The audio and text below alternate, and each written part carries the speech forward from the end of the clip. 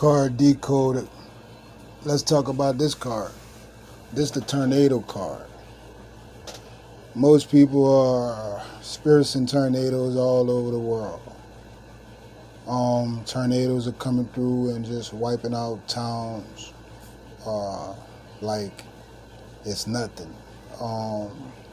This card is amazing, because it describes everything that's taking place today.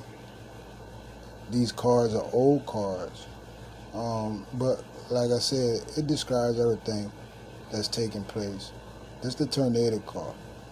This card is the disaster card. You know what I mean? It destroys anything in its path, no matter what it is. I would love to build, properties that can withstand natural disasters. Because I love, the architect side of things. The engineering side of things. But this is a powerful card because there's not too many things that can survive tornadoes. A lot of this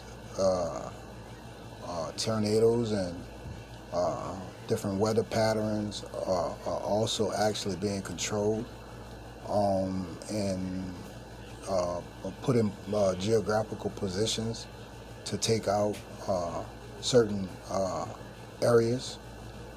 So this is the tornado card, real devastating card, a lot of destruction.